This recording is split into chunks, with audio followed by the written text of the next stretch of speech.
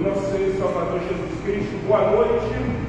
Nós somos a Igreja Batista Memorial do Rocha Miranda, mais um domingo onde temos o privilégio, a oportunidade de uma igreja adorar e bendizer o nome do Senhor. Os irmãos que encontram-se presentes, Deus poderosamente em Jesus esteja abençoando a vida dos queridos. É uma noite, o último domingo do mês de outubro. Amanhã nós estaremos completando 505 anos de reforma protestante, mas também, sendo esse último domingo, nós queremos fechar essa série de sermões sobre o Espírito Santo de Deus. Eu quero convidar você a baixar sua cabeça, fechar os seus olhos, vamos orar ao Senhor. Senhor, meu Deus Pai, no nome do Teu Filho, nosso Senhor e Salvador Jesus Cristo, nós estamos reunidos nessa hora como igreja, para te louvar, para bendizer e glorificar o Teu poderoso nome. Pedimos em Jesus que tudo que seja feito aqui tenha como finalidade glorificar, exaltar e bendizer o Teu nome. Obrigado por tamanha salvação oferecida a nós, por intermédio de Jesus Cristo. Pedimos por aqueles irmãos que provavelmente estão possibilitados de estarem aqui hoje. Pedimos pelos irmãos que estão vindo a caminho para a tua casa. Nós te louvamos pela vida desses que já se encontram aqui. Fale poderosamente aos nossos corações. Queremos ouvir a tua voz. Que seja uma noite de edificação para a honra e para a glória do nome do teu Filho Jesus, pois é o nome dele que nós oramos, cremos, agradecidos. Amém. Amém. Vamos dar sequência, mesmo assentados como os irmãos estão, nós vamos começar adorando o Senhor. Quero convidar você a declarar, por intermédio do cântico, o que o salmista no Salmo de número 150 ele diz: tudo quanto tem fôlego, louva ao Senhor, louvai ao Senhor. Vamos louvar ao Senhor sobre o trono.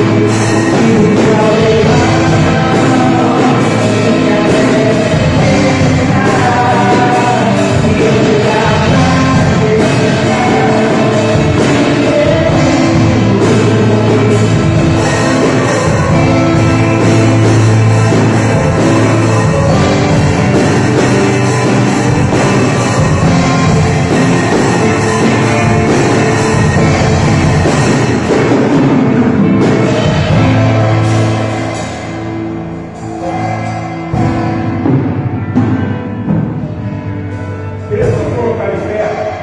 Vamos fazer a leitura bíblica que encontra-se em alguns textos, né? Esses textos estão pautados, porque amanhã, dia 31, nós estaremos completando 505 anos da Reforma Protestante, né? Reforma que teve as 95 teses pregadas no castelo de Wittenberg por um monge alemão chamado Martinho Lutero. O declínio papal ele estava tão avantajado, tão forte, por causa dos escândalos, por causa dos roubos, que a igreja decidiu confeccionar algumas coisas. Uma das mais conhecidas por vocês é que vocês já ouviram falar das indulgências. Então, tinha-se a doutrina do limbo, do purgatório, e se o ente querido ele era considerado um pagão, ele morreu sem ser batizado, sem ter passado pelo sacramento ou pelos sacramentos da igreja católica, o que um familiar fazia? Ele simplesmente ia pagar a indulgência e ele seria tirado do purgatório, do limbo, ele teria um lugar no reino do céu. Isso era uma das coisas. Em outras que você vai ver, das 95 teses, é que tudo era pela cruz, não importa, seja pela cruz. E você vê um monge chamado Martinho Lutero que ele entende uma coisa que a Bíblia já sempre deixou muito claro para nós: a salvação vem por fé, vem por graça. Isso não é dom de vós, mas é algo dado pelo Senhor. Então, se Deus mandou o Filho dele para que morresse na cruz, é interessante que esses 5 sobe, né, que é somente pela fé, somente a graça, somente Cristo, somente a Bíblia, somente Deus deve ser glorificado. É algo muito enfático quando nós falamos de reforma protestante. Então vamos fazer a leitura. O texto encontra-se em Romanos 1,17, Efésios 2,8, Atos 4,12, 2 Timóteo 3,16 e Romanos 11,36. Diz assim: somente a fé, porque no Evangelho é revelada a justiça de Deus, uma justiça de que do princípio ao fim é pela fé, como está escrito: o justo viverá pela fé. Congregação, somente a graça, porque pela graça sois salvos, por meio da fé, e isso não vem de vós, é dom de Deus. Somente Cristo, e nenhum outro há salvação, porque também debaixo do céu nenhum outro nome há dado entre os homens, pelo qual podemos ou devamos ser salvos. Somente a Bíblia, toda a Escritura é divinamente inspirada e proveitosa para ensinar, para redarguir, para corrigir, para instruir em justiça. Todos, somente Deus deve ser glorificado, porque dele e por ele e para ele são todas as coisas. Glória, pois, a ele eternamente. Amém. Amém, queridos? Vamos cantar esse cântico: a ele a glória, e somente ele a glória. Se você pode se manter um pouquinho em pé por alguns minutos, vamos adorar o Senhor.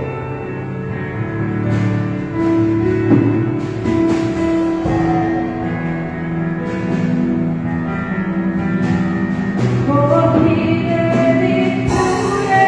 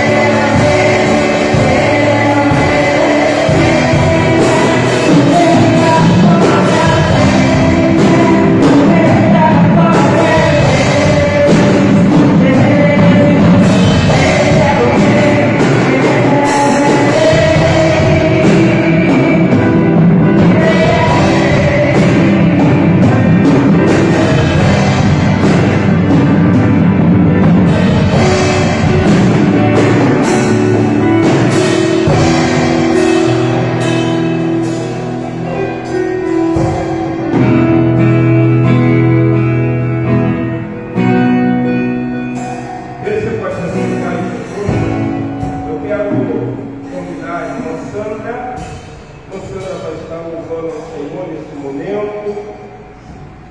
O culto que estaria acontecendo hoje, né? Classificado como um culto rosa, onde a irmã Carla estaria ministrando a palavra, foi cancelado. Não é a Carla que está conosco, não, é outra Carla. E foi cancelado, mas tem uma próxima data. Vamos então adorar o Senhor nesse momento.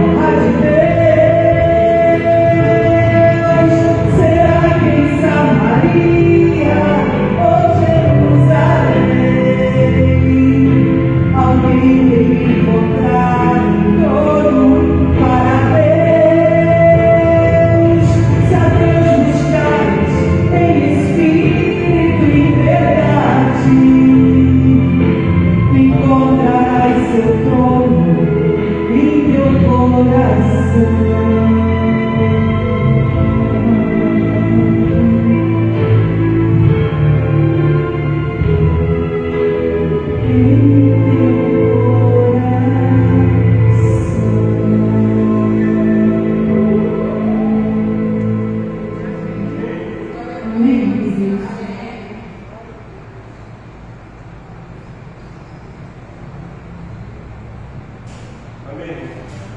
Deus abençoe a vida da irmã Sandra. Queridos, nós vamos compartilhar um texto.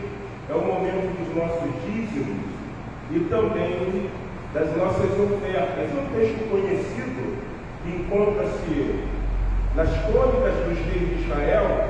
Abra sua Bíblia em 1 Crônicas.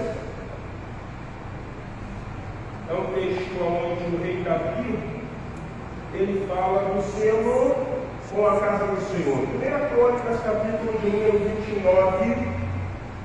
Eu quero ler alguns versículos, começando pelo versículo de número 1.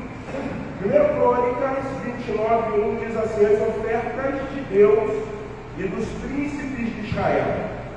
Disse mais o rei Davi a toda a congregação: Salomão, meu filho, o único a quem Deus escolheu, é ainda moço e inexperiente, e esta obra é grande, porque o palácio não é para homens, mas para o Senhor Deus. Eu, pois, com todas as minhas forças, já preparei para a casa do meu Deus ouro para as obras de ouro, prata para as obras de prata, bronze para as obras de bronze, ferro para as de ferro e madeira para as de madeira, pedras de ônix, pedras de engaste, pedras de várias cores, de mosaicos e toda sorte de pedra preciosa e mármore e tudo em abundância. E ainda, porque amo a casa do meu Deus, o ouro e a prata particulares que tenho, dou para a casa do meu Deus, afora tudo quanto preparei para o santuário. Versículo 4: 3.000 talentos de ouro do ouro de Ofir, e 7.000 talentos de prata purificada para cobrir as paredes da casa, ouro para as obras ou para os objetos de ouro, e prata para os de prata, e para toda a obra de mão dos artífices. Quem, pois, está disposto hoje a trazer oferta liberalmente ao Senhor? Eu gosto muito desse texto, porque esse texto é um texto de extrema fidelidade, amor e cuidado com a casa e a obra do Senhor. O que me chama a atenção nesse texto é a predisposição da fidelidade de Davi. Conseguimos, com esses poucos versículos, tirar das nossas vidas lições de grande aplicabilidade. Por quê? Porque todos que estamos aqui, você que está tendo a oportunidade de acompanhar essa live, você provavelmente já ouviu a história do rei Davi, um rei segundo o coração de Deus, mas em certa ocasião, quando acreditam-se os teólogos, os estudiosos da palavra, que é um dos piores momentos de Davi, algo que é plausível na vida de qualquer ser humano, o momento da sua altivez, o momento onde Davi ele era um grande conquistador, o momento onde Davi estava vendo que por intermédio dele como monarca, Deus estava trazendo crescimento geográfico, econômico e assim sucessivamente para um povo chamado Israel. E aí ele manda colocar uma situação diante do seu vidente, diante do seu profeta, que é Natã. E ele diz assim: Natã, eu estou com vontade de fazer um palácio para Deus, um grande templo, uma grande construção. E Natã vira e diz: ó, é legal, é boa a sua ideia. E Davi se retira. Natã, quando estava no caso, o Espírito do Senhor veio sobre Natã. E Deus diz o seguinte: diz ao jovem pastor, ou jovem rei Davi, que eu habitei no deserto em tendas. Eu nunca pedi palácio. Eu não sou Deus que habito em coisas feitas por homens. Fala para ele que eu não estou pedindo nada, porque ele é um homem de sangue. Natã vai lá, relata o que Deus havia dito. E aí nós começamos a aprender que para o exercício da fidelidade, nós não podemos ser mesquinhos e nem egoístas. fazendo isso? Porque provavelmente eu poderia agir contrariamente como Davi agiu. Se eu não vou fazer, então para que eu vou o quê? Ajudar. Isso aí é o pensamento, muitas vezes, nosso. Por incrível que pareça, como servos do Senhor. Não é eu não vou me meter nisso, eu não vou contribuir, essa ideia de dízimo é coisa de Velho Testamento, esse negócio de oferta é algo voluntário, não quero saber disso não. Só que quando nós lemos o texto da palavra, você conseguiu se deter em algumas coisas muito importantes. Primeira, você vê que Davi ele tinha um planejamento, porque ele já havia juntado ouro, ele já havia juntado pedras preciosas, madeira com abundância, cedros com abundância, ouro é prata, mas ele diz assim, mesmo que não seja eu estou predisposto a ofertar. Não vai ser eu escolho meu filho, pode ser ele que venha fazer. Nós precisamos muitas vezes entender essa prerrogativa para que nós venhamos exercer fidelidade ao Senhor. Mas o que motivou Davi a exercer fidelidade? Era porque ele era um homem que não tinha mesquinhez, era um homem que provavelmente reconheceu a soberba, era um homem provavelmente que não viveu egoísmo? Não. O texto diz que ele faz isso porque ele tem amor o quê? A casa do Senhor. O que muitas vezes nos impele ou nos impulsiona a um exercício é o amor que nós temos pelo Senhor. E eu não quero aqui usar uma palavra persuasiva e dizer assim, você tem amor ao Senhor, pelo o teu melhor e dê ao Senhor. Mas eu quero usar uma pergunta simples. Você verdadeiramente tem amado a casa do Senhor? Será que, independente de você não seja mesquinha ou mesquinho, egoísta ou egoísta, você tem amado a casa do Senhor? E Davi, com esse exemplo de fidelidade, ele faz uma coisa extraordinária com o segundo e último ponto. Ele consegue contagiar aqueles que provavelmente estariam indecisos em ofertar. Por quê? Porque ele diz, da minha particularidade, eu estou trazendo para servir como o quê? Como exemplo. De que eu amo verdadeiramente a casa do Senhor.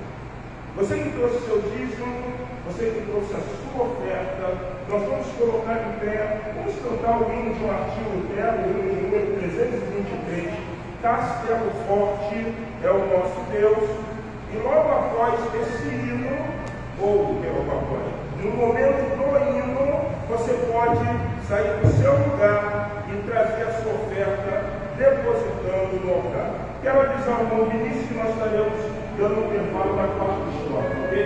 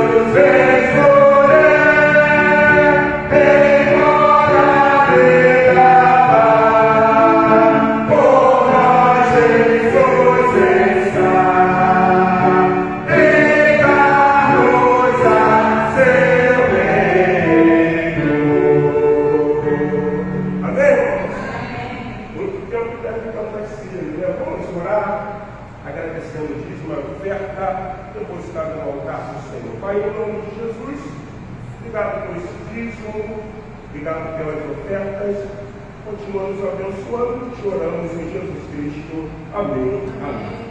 Querido, você pode se assentar, quero convidar você a estar abrindo a sua Bíblia no texto de 1 Coríntios, capítulo de número 2. 1 Coríntios, capítulo 2. Eu gostaria de me deter em alguns versículos da palavra do Senhor. Hoje, dia 30 de outubro, nós poderíamos dizer, ou poderíamos afirmar, que seria propriamente dito o último sermão de uma série nesse mês de outubro, onde tivemos a possibilidade de falar um pouco sobre o Espírito Santo de Deus. Acredito eu, como tenho certeza também que você, como bom servo e boa serva do Senhor, tem essa mesma visão. Parece que, nos tempos que nós estamos vivendo, pouco tem se falado sobre a ação poderosa do Espírito Santo. E isso tem despertado em alguns cristãos, em alguns líderes religiosos, que se faz notório voltar a falar sobre a ação poderosa dele. No texto que nós vamos estar lendo nessa noite, eu acredito que ele vai unificar tudo aquilo que nós tivemos a oportunidade de ouvir nesse mês de outubro. Quando entendemos que o Espírito Santo é uma pessoa, há necessidade de se manter um relacionamento. Millard Erickson, no seu livro, Introdução à Teologia Sistemática, ele, quando trabalha a doutrina do Espírito Santo, ou a pneumatologia, a doutrina do Espírito Santo, ele usa uma frase muito interessante, descrevendo a necessidade de relacionamento dos cristãos com a terceira pessoa da Trindade. Por quê? Porque ele avisa, ele destaca, ele cita que o Espírito Santo não é um encoste. Palavra para fantasma, né? O Espírito Santo não é um fantasma. E ele deixa bem claro que o Espírito Santo ele tem sentimentos. O Espírito Santo verdadeiramente é uma pessoa que expressa alegria. A prova maior é que quando um pecador se arrepende, há alegria no céu. Então o Espírito Santo de Deus, que conseguiu convencer o homem do pecado, ele se alegra. Como também a própria palavra vai ensinar e vai dizer que o Espírito Santo também se entristece. Então são segmentos que fazem parte da composição do ser humano. O próprio Jesus, sendo homem nascido de uma mulher, não na carne pela sexualidade, pois ele não tinha pecado, a própria Bíblia deixa bem claro que ele se entristeceu. Então o Espírito Santo também se entristece. Nós aprendemos no percorrer desse mês que quando Jesus Cristo ele fala sobre a missão do Espírito Santo, ele conversando com seus discípulos, ele vira-se e diz assim: vocês não vão ficar órfãos, eu vou enviar outro, a palavra grega allos, semelhante a mim, e ele vai estar convosco. E aí você vai ver a originalidade que Jesus Cristo escreveu aos discípulos sobre a missão do Espírito Santo. Ele disse: eu vou enviar outro semelhante a mim, que vai estar ao lado de vocês. Aí você consegue encontrar a palavra paráclito, o que está ao lado. Vemos também uma coisa muito interessante. Existem atributos extremamente divinos, que são atributos que estão exclusivamente na direção, no caráter ou no próprio Deus. A gente chama isso de atributos que são atributos pessoais ou atributos incomunicáveis, como por exemplo, Deus é onisciente, onipotente e onipresente. Isso é um atributo incomunicável. Mas tem atributos comunicáveis de Deus. Como, por exemplo, Deus é santo. E ele fala que aquele que quer segui-lo também precisa viver em. Então, quando você disseca isso na palavra de Deus, você começa a aprender que há o outro, que é o que está ao lado do Paráclito, ele necessita de que os discípulos também estejam andando em santidade. Eu acredito que falar do Espírito Santo é algo em desuso na comunidade eclesiástica, porque existem algumas coisas na comunidade eclesiástica, ou melhor, na igreja, que deixou de ser extremamente pregada. Vida de consagração, vida de santidade. Não se fala mais de inferno, não se fala mais de céu. Então, se não existe uma perspectiva de eu morar com Deus, se não existe uma perspectiva da volta do Senhor, para que buscar santidade?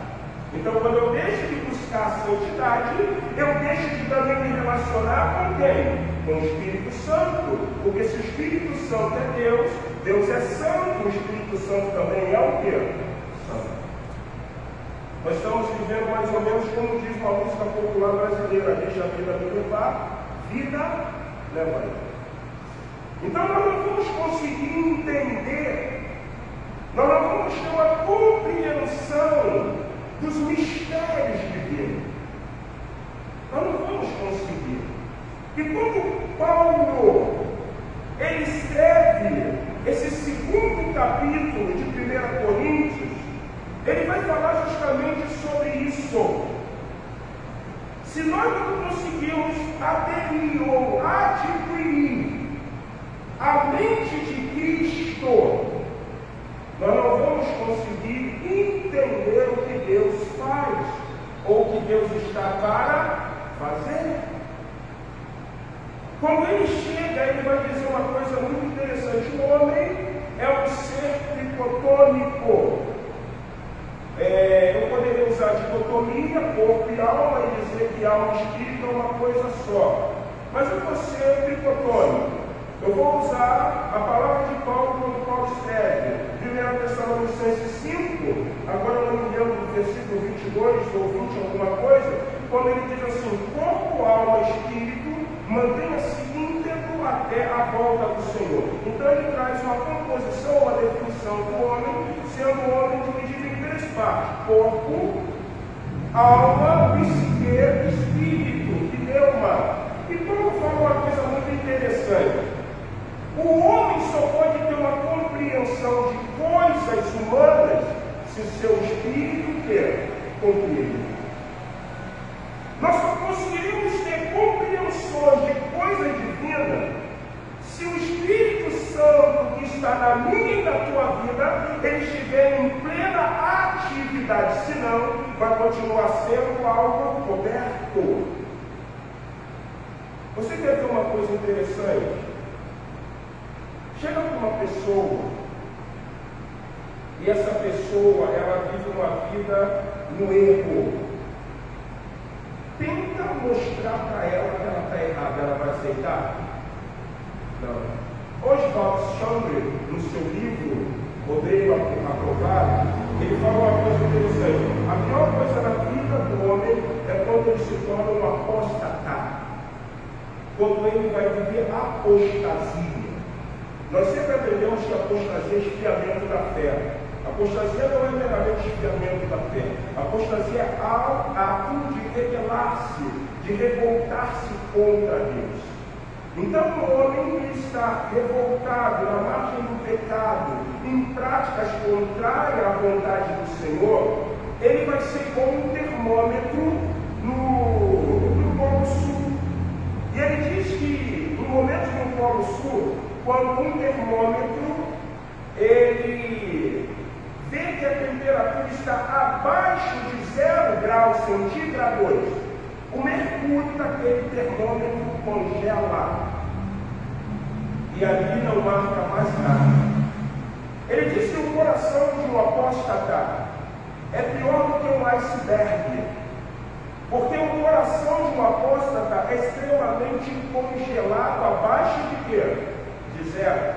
E aí ele fala uma coisa extraordinária. No Polo Norte, né? Falei isso no Polo Norte.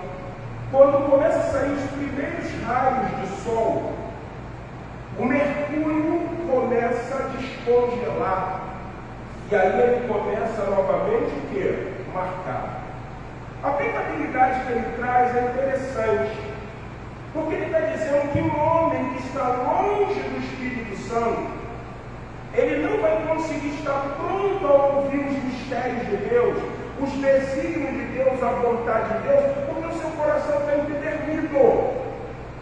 Então, quando começar a sair raios solares, ele faz uma alegoria linda, ele diz: os raios solares é como o Espírito Santo. Começa a aquecer o coração daquele homem, começa a descongelar, a mente dele abre, e aí ele começa a ter o quê? Compreensão. Nós temos hoje uma igreja que ela não está conseguindo entender a voz de Deus. Mas por que ela não está conseguindo entender a voz de Deus?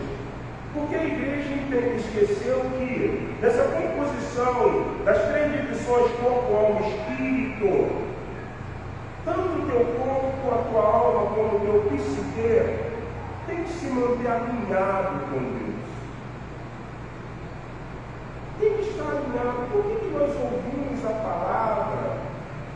E por que nós não mudamos? Porque é mais interessante para nós permanecermos no que nós estamos o quê? Praticando. Vocês já perceberam uma coisa interessante em Jesus Cristo?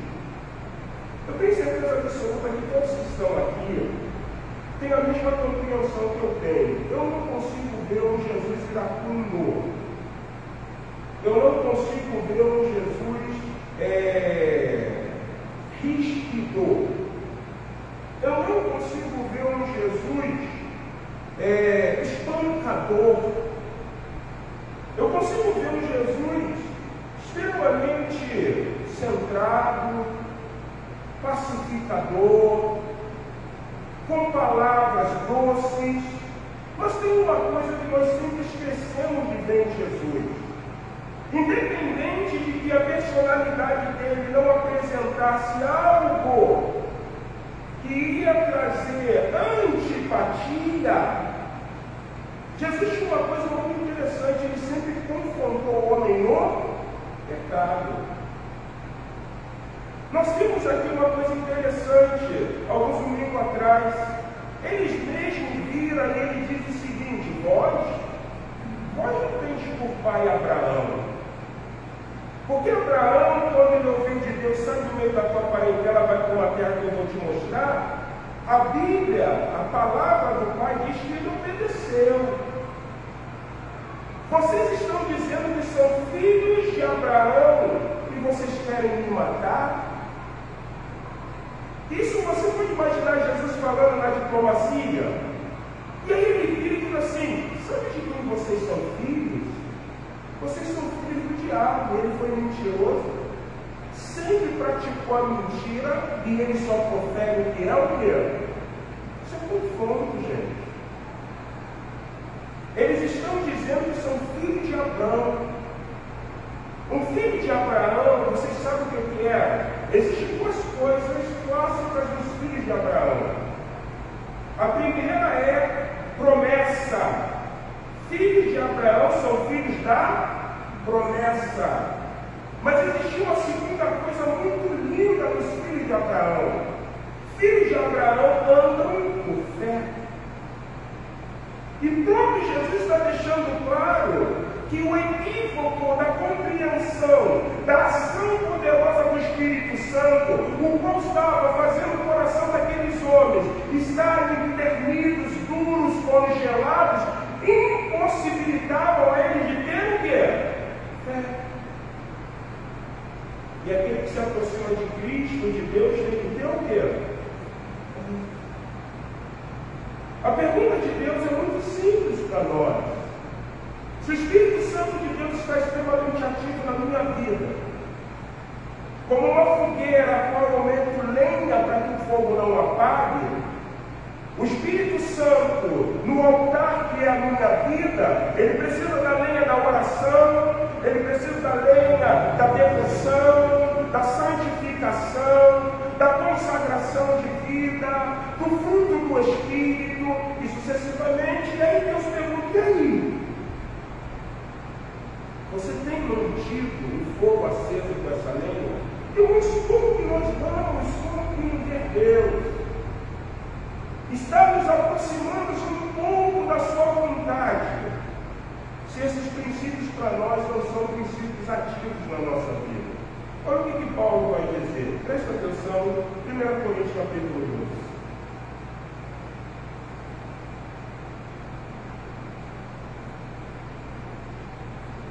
Meu irmão, quando fui ter convosco, anunciando vós o testemunho de Deus, não fiz com ostentação de linguagem ou de sabedoria, porque decidi nada saber entre vós, senão a Jesus Cristo e este crucificado. E foi em fraqueza, temor e grande tremor que eu estive entre vós. A minha palavra e a minha pregação não consistiram em linguagem persuasiva, de sabedoria, mas em demonstração do Espírito e também de poder do mesmo, para que a vossa fé não se apoiasse em sabedoria humana, e sim no poder de Deus. Gente, é lindo quando você lê esses 5 versículos e você mexe e você começa a ter uma percepção do que Paulo está dizendo, não presente, mas em carta, a uma igreja chamada Igreja de Corinto. Vocês compreendem muito bem que quando Deus designa Paulo como apóstolo dos gentios, vocês viram literalmente que a Bíblia diz que houve um pouco de incompatibilidade com Paulo e Pedro no serviço cristão. Pedro se colocava como apóstolo até dos gentios, mas Paulo também se colocou como apóstolo dos gentios. É extremamente claro para nós que Deus chamou Paulo como apóstolo dos gentios por causa da sua sabedoria. Paulo 1000 vezes mais sábio do que apóstolo Pedro. O apóstolo Pedro seria aquele crente de devoção, aquele crente que é um homem de pouca letra, de pouca palavra, mas é um homem cheio de quê? Do Espírito Santo. É aquele homem que provavelmente ele não ingressou no seminário, mas quando ele faz parte de uma comunidade e ele prega melhor do que muitos pastores. A palavra dele sempre é uma palavra de quê? Temperança. Por quê? Independente dele não ser detentor da ciência ou de um grande intelecto, ele faz uma coisa que de repente eu não faço e você também não faz. Ele tem vida de oração, ele debruça-se na palavra, e quando ele lê a palavra, o interessante por ele nutrir uma vida com o Espírito Santo, sempre tem uma nova iluminação.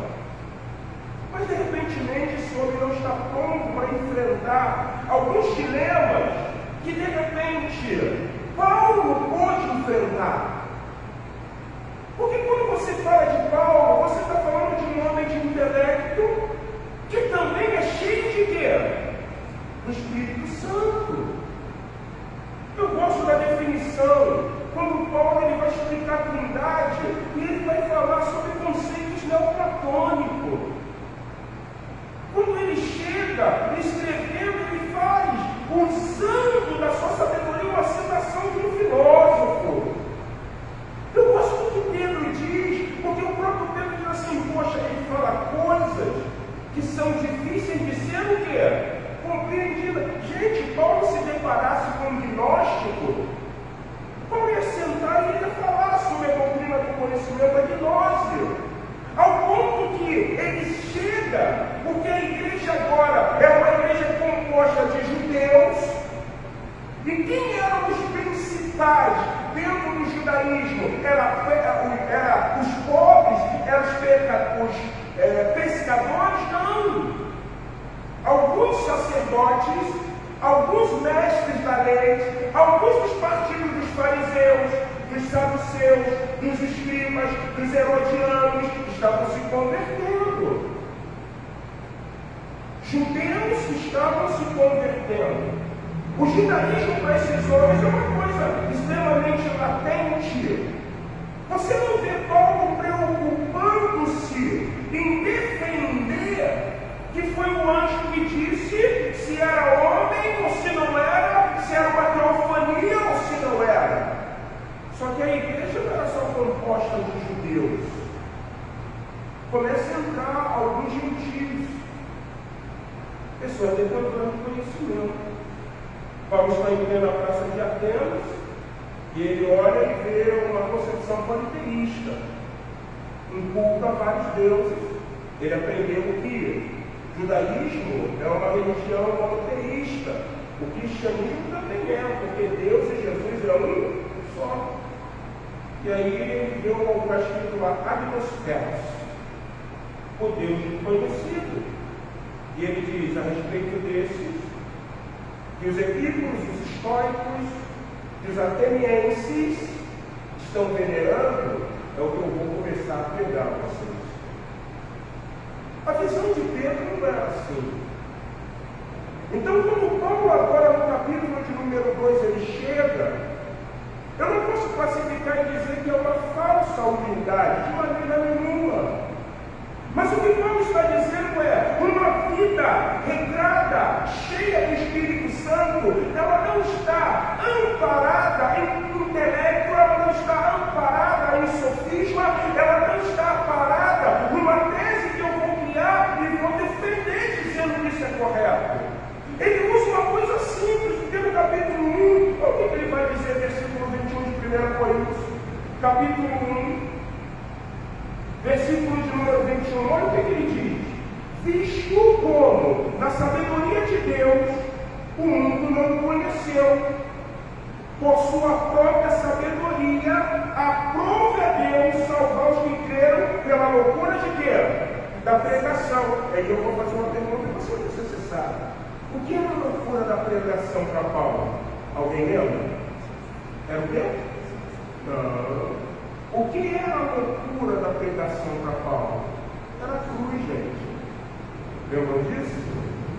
Ele falou o seguinte: Deus, demônio na sua revelação geral, quando você pega Romanos no capítulo 1, por que o homem, dentro da revelação geral, da sistemática geral, ele é indesculpável diante de Deus? Porque você vê o apóstolo Paulo no primeiro capítulo de Romanos, dizendo que a própria natureza revela o quê? A glória do Senhor. Por causa disso, o homem é o quê? Indesculpável. Só que o homem não conseguiu entender isso. O que eles pegaram? Em vez de adorar o Criador, eles adoraram o quê? A criação. Aí o que Deus teve que fazer? Entregar os homens aos seus sentimentos. E aí Deus, na sua infinita sabedoria, como diz lá no Velho Testamento, que já havia sido estabelecida, ele manda um nascido de quê? De mulher. Sem pecado, para morrer pelo homem pecador, para mostrar ao homem que é possível, como homem, viver como homem diante de Deus. E aí o que acontece com esse? Ele é pendurado no patíbulo, na cruz. E aí o apóstolo Paulo diz: o Cristo crucificado é o quê? Loucura. E isso entra a prerrogativa, a perspectiva do mistério do Espírito Santo. Porque por intermédio da morte expiatória de Jesus na cruz do Calvário, nós sabemos que não foi um ato de sadomasoquismo, não foi um ato de abandono, mas foi um desígnio estabelecido por Deus para descortinar o mistério. E isso se tornou simples para nós, porque pela ação do Espírito Santo, isso nos foi revelado. Jesus morreu na cruz do Calvário para perdoar o homem dos pecados. Mas não acaba aí, gente.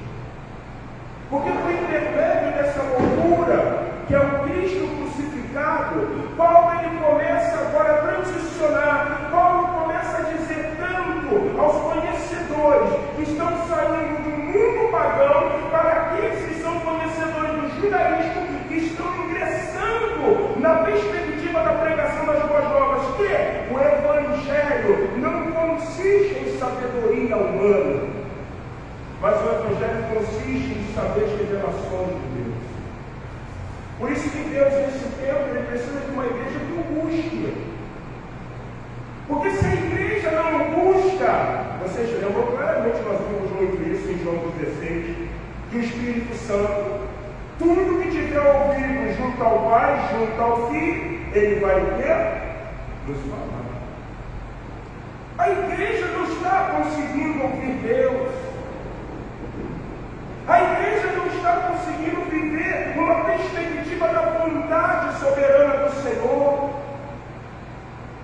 Nós estamos andando pelos nossos cultos, nós estamos andando pelas nossas vontades, nós não estamos conseguindo ver a manifestação poderosa de Deus, porque o nosso relacionamento com Deus está numa ruptura.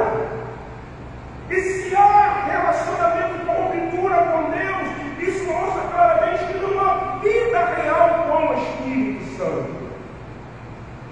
Então, como que eu vou entender as coisas de Deus? Provavelmente vai surgir na minha e na tua mente um sentimento que surge, da mente de muitas pessoas. Será que Deus não está vendo? Por que Deus não fez desse jeito? E eu gosto daquele hino A Profundidade da Riqueza, para sabedoria do conhecimento de Deus. Né? Quem primeiro deu a Ele, porque dele por Ele, são todas as coisas. Ou como o próprio apóstolo Paulo diz, quem conheceu a mente do nosso Senhor? Quem foi o seu conselheiro? Eu gosto da perspectiva não do livro dos Espíritos de Allan Kardec, que não cai numa folha, se não for da vontade de Deus, mas eu gosto do Evangelho de Marcos, ou de Mateus, quando diz que não cai um fio da nossa cabeça se não tem o conhecimento de quem? E provavelmente os meus são muitos. Irmãos, nós estamos longe do eterno. Aí o apóstolo Paulo continua, e aí ele vai dizendo: a minha palavra e a minha pregação não consentiram linguagem persuasiva de sabedoria, mas de demonstração do Espírito e do poder. Tem hora que você não pode fugir da marginalidade. Quando eu li esse versículo, eu perguntava o seguinte: Senhor, por que o apóstolo ele diz que a palavra dele não estava pautada num sofisma, numa visão de campo filosófico, nem numa palavra de persuasão, de engano, mas a palavra dele estava numa sabedoria que não era sofia de sabedoria humana, de intelecto humano, mas de uma sabedoria provida de quem? Do Espírito Santo. E aí você tem uma preposição que no grego também pelo poder. Também pelo poder. O que Paulo está dizendo é o seguinte: no relacionamento com o Espírito Santo, você é uma dinamite na mão dele. Mas por que você é uma dinamite na mão dele? Porque além dele te mostrar o que Deus está estabelecendo, ele vai te dar poder para que você seja o canal para o quê? Realizar. Entendeu? Paulo chega e diz assim: ó, a minha pregação não é, eu não tenho que convencer vocês de que o corpo é uma matéria má e isso os gnósticos fazem. A minha pregação vai ser o seguinte: o gnosticismo está dizendo que o corpo é uma matéria má? É. Eles estão difundindo aí na comunidade de que Deus não está preocupado com o corpo, Deus está preocupado com o espírito do homem. E presta bem atenção, eu gosto do Paulo. Porque a igreja, ela, às vezes, eu não sei o que acontece, é mais fácil nós abraçarmos o erro do que termos compreensão de quê? Da verdade. Já viu isso? O erro é uma maravilha. Começa com um aqui, daqui a pouco tem 2, daqui a pouco tem 3, daqui a pouco tem 4, e aí o negócio o quê? Pô, mas a verdade não é assim. Começaram na igreja de Corinto uma coisa, olha só. O corpo é uma matéria má, pecaminosa. Vocês sabem disso. E Deus, Ele salvou e restaurou o espírito de vocês. Vocês lembram que o apóstolo Paulo disse? Se o corpo fosse uma coisa boa, ele ia permitir até circuncisão. Ele falou que somos circuncidados de coração. Então o corpo para nada presta. Aí Paulo chega e diz assim, uma vida cheia do Espírito, para mostrar a valorização do corpo, há necessidade de ter compreensão do poder de Deus. E há necessidade de Deus trilhar o caminho.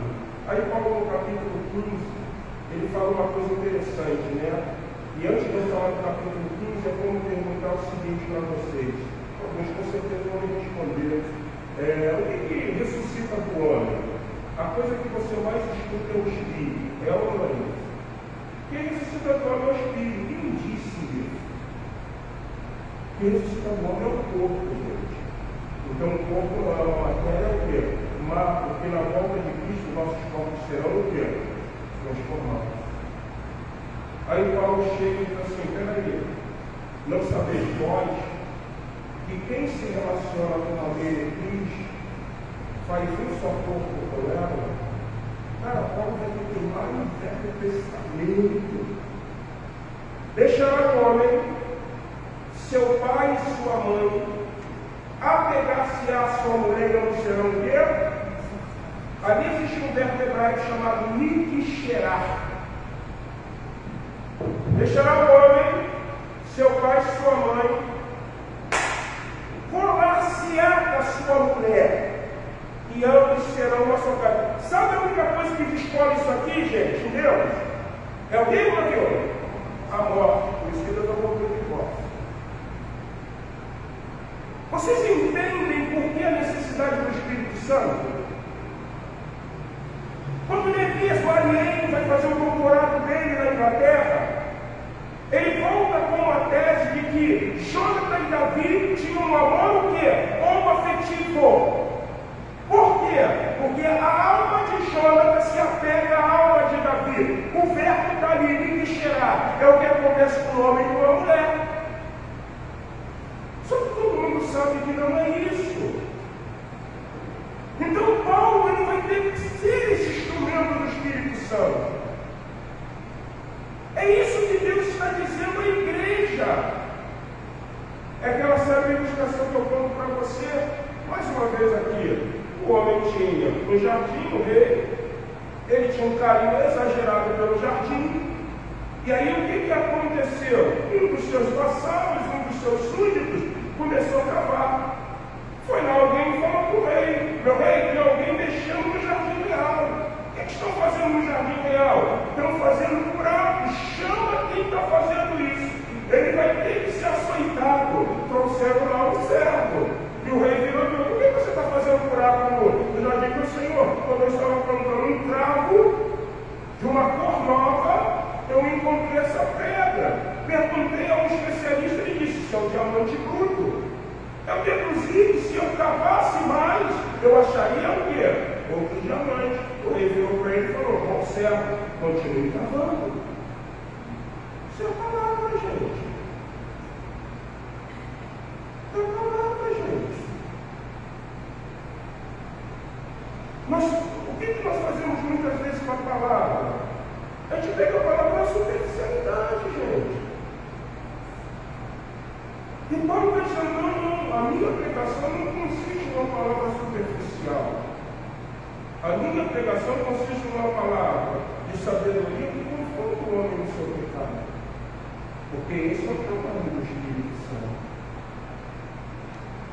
Se nós não somos confrontados na nossa vida, está muito bom. Não tem problema nenhum. Um dia desse Marcelo falou um negócio lá em casa que não tem nada demais, mas por ética é uma conversa entre eu e ela. Senão depois ela chega em casa lá, ainda puxa a orelha, né, Marcelo? Olha lá o que ela fez, tá vendo? E quando ela terminou de falar, gente, aquilo entrou no meu coração como flecha de valente. E não tinha nada a ver comigo. Mas a pergunta que o Espírito Santo falou, e aí? Será que de repente você, como pastor, não está fazendo igual? Meu Deus do céu. Porque assim o Espírito Santo fala, gente. Pô, pastor, mas a palavra não tinha nada a ver com o Senhor. Mas a palavra é uma espada de dois o quê? Eu fui para o meu quarto e me botei de joelho, sabe o que eu fiz, gente? Senhor, me perdoa, eu não falo de mim. Agora, se eu vi um sofisma, você viu? Mas, o que foi? A santa pintou o cabelo de ouro. Poxa, ela não podia ter pintado o cabelo de preto negro? Eu acho que o ouro fica bom. Não, mas, poxa, aqueles olhos azuis dela, claro, o cabelão preto, ia ficar uma maravilha. Você está entendendo? A gente começa a argumentar, gente. A irmã santa está satisfeita com o cabelo dela, o quê? Louro. Mas só que eu acho que deveria ficar bom o quê? Aí Deus fala assim, rapaz, se preocupa com o teu que não tem. Senhor, eu tenho que dizer a verdade, misericórdia. É assim que o Espírito Santo de Deus faz. Jardim Alegria, professor de homilética do Seminário Teológico Batista do Brasil, eu tive a oportunidade de ser a última turma praticamente aqui, ele dizia uma coisa muito certa. Quando você pregar, nunca põe o dedo rígido, porque quando você põe o dedo rígido em você precisa saber que tem outros apontando. O Espírito Santo ele não nos perdoa, porque o Espírito Santo é algo que manifesta poder. Aí eu avanço. Versículo de número 6. Entretanto, expomos sabedoria entre os experimentados. Não porém a sabedoria dele, ou deste século, nem a dos poderosos desta época, que se reduzem a nada. Mas falamos a sabedoria de Deus, em mistério, outrora oculta com Deus, preordenou desde a eternidade para a nossa glória. Sabedoria essa que nenhum dos poderosos deste século conheceu, porque se a tivessem conhecido, jamais teriam crucificado o Senhor da glória. Como chega, ele diz assim, gente, a minha pregação é uma pregação do Espírito, conduzida pelo Espírito e também pelo poder do Espírito, porque eu não fiz igual os anciões, eu não fiz igual os sumos sacerdotes, eu não fiz igual os grandes filósofos, eu preguei a cruz. Eu só falei de um mistério que Deus criou da fundação do mundo. E é simples, gente.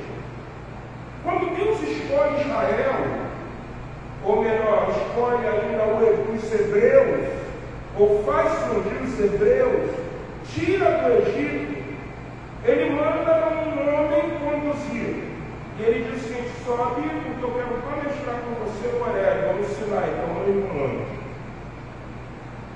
Quero dizer para você o que você tem que fazer. Primeiro, o meu dedo na mão de Deus escreve o decálogo, como? Os seus mandamentos. Agora você está vendo o que eu estou te mostrando? Eu estou te mostrando um tabernáculo. A palavra tabernacular, ela tem um significado muito explícito, que é o seguinte, quando Deus manda Jesus, e Jesus com 33 anos, ou melhor, com 30 anos ou 29 alguns meses ele é batizado, você viu em forma de pomba desse Espírito Santo. O original diz ali, que Deus tabernaculou. Tabernáculo é morada, habitação. Deus fala o seguinte, eu estou fazendo uma habitação. Por que tem uma arca? E por que tem essa classe de anjos? Isso é meu trono, eu estou assentado.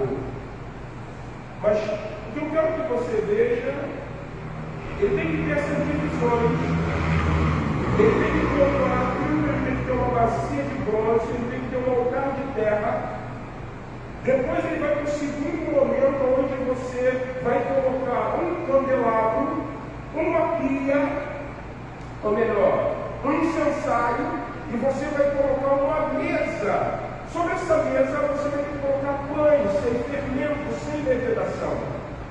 O sacerdote não passa para o segundo e terceiro momento, que é o Santo dos Santos. Ali você vai pegar uma madeira chamada acácia.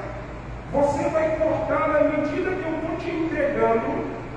Ela tem que ser revestida de ouro, ela tem que ter argolas e ela tem que ter 2 varais. Não pode ser tocada pelo homem. Os sacerdotes levitas só vão desmontar esse lugar quando estiver coberta a arca. Ela tem que ter uma tampa chamada tampa da propiciação. E a classe de anjos que eu quero são querubins, que velam pela minha santidade. Eles estão com as suas asas abertas, e é dessa forma que tem que ser. Gente, é simples o que Paulo está dizendo. Tudo isso era figura de Cristo. Só isso.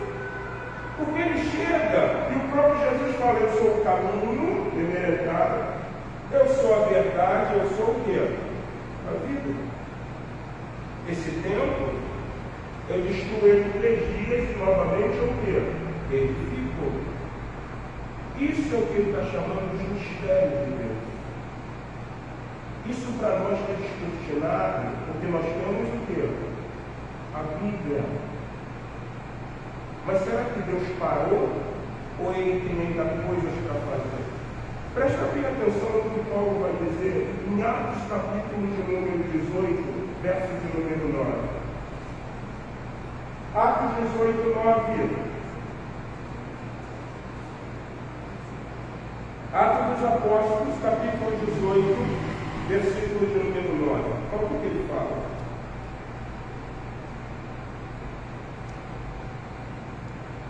Teve Paulo durante a noite uma visão. Eis que o Senhor lhe disse: primeiro, não temas, pelo contrário, fala em o quê? Não te cales. E você vê que Paulo está em Corinto. Porque eu estou o quê? Contigo. E ninguém ousará fazer-te o quê? Mal. Pois tenho muito povo aonde? Vocês estão entendendo, gente? Quando o Espírito Santo ele está ativo na nossa vida, Deus chega para Paulo, o original fala que é êxtase, momento de êxtase, e ele tem uma visão.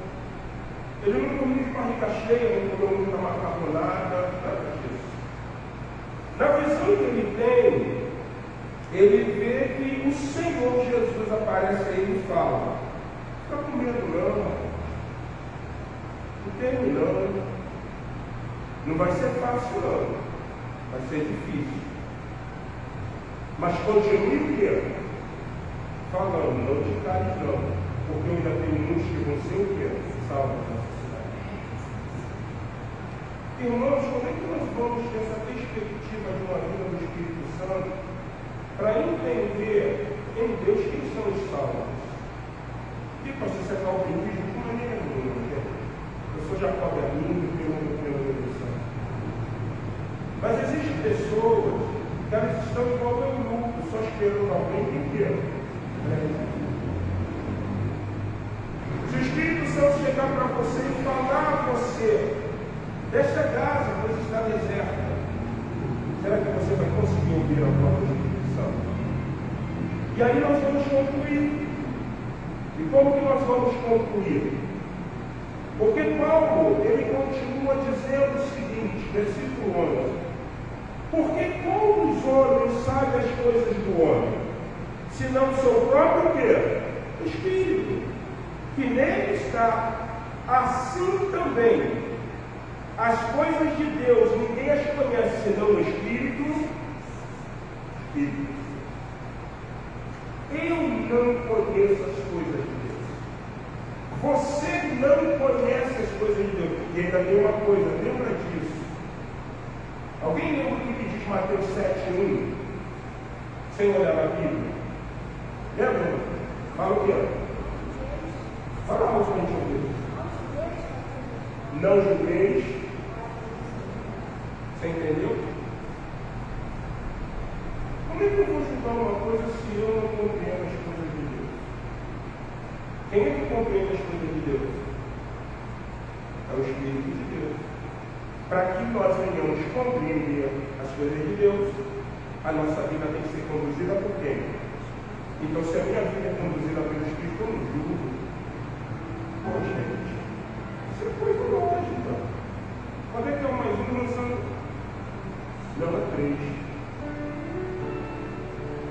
Ela riu porque ela sabe que é 2, que é lançando matemática. Como é que eu vou olhar para você e vou te julgar? Eu posso estar pegando o meu julgamento e não julgando você, mas julgando quem? Atos 5. Atos, apóstolos, capítulo 5. Opa, para aí, gente. Você levanta de mão desse não. Isso é obra vem de Deus. Se é Deus que está mandando de fazer isso, por que vocês querem obedecer ele?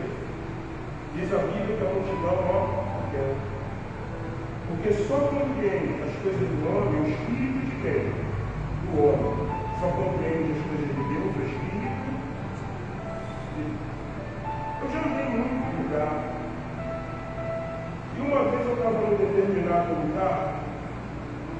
Eu parei, eu sou muito assim, meu pai, eu não sou de perder linha, eu não sou de ficar rodando, sair pulando, olhando. Eu estou vendo aquilo lá, gente, a presença de Deus, antes de ele nesse altar. Eu virei e falei assim, palhaçada, isso não é nada de Deus. Aquela mulher veio na minha frente e falou assim, como menina tu, para dizer o que é muito e não é. Eu sabe, tem 1,88 m, 89. Parecia que eu tinha 1,90 m. Eu aprendi que eu não julgo mais nada. Porque de repente o meu espírito diz que não é. Só que Deus está dizendo assim, rapaz, você não compreende as coisas espirituais, então é melhor você ficar o quê? Eu não estou contando experiência que eu não sou. Eu fico diminuindo. Quando aquela mulher virou, ela parou, ela ficou sentada dentro da minha direção. Eu ainda falei assim, agora vai pegar para o meu lado. Vou repreender logo em nome de Jesus. E ela disse, homem, tem um estudo para dizer que isso não é meu, que não é. Eu conheço o teu pensamento e sei que você está. Pode nem dizer que foi pecado do diabo, porque eu não estendei palavra. Então, quando eu leio isso aqui, eu entendo que existem coisas que nós só vamos entender se nós tivermos uma vida cheia de quê? Do Espírito Santo. Cheia do Espírito Santo. Porque como a diaconisa Raquel citou, Mateus 7:1, não julgueis, para que vocês também não sejam o quê? Eu julguei, então eu fui o quê? Sai a palavra da íntegra. Se eu julgo, eu sou julgo. Vamos colocar em pé?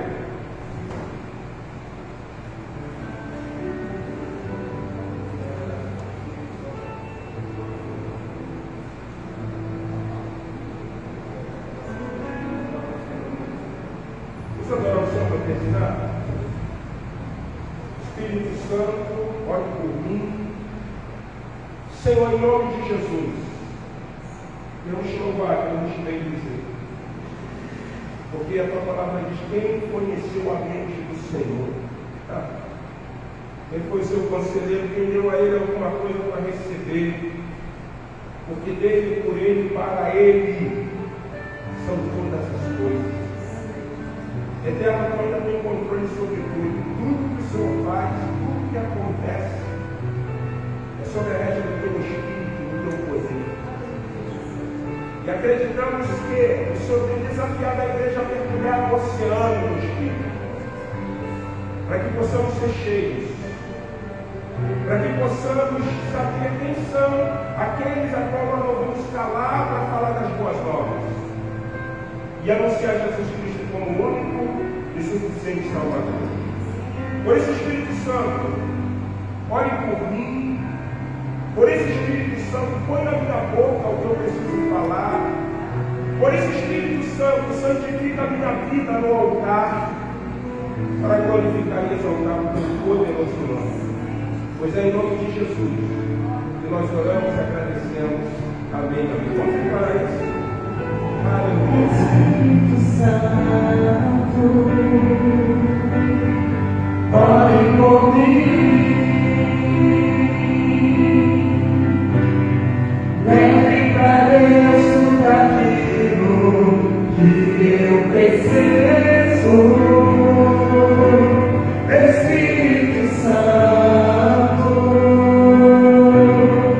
use as palavras que eu necessito usar, mas não consigo.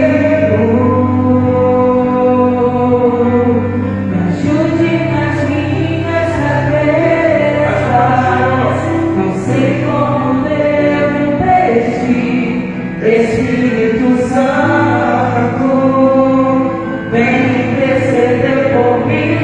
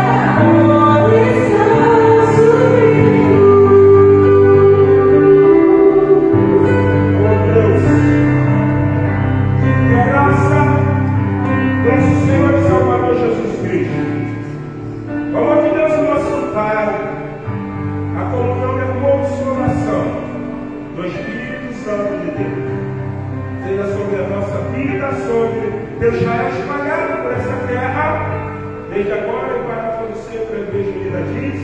Amém. Querido, você pode se assentar.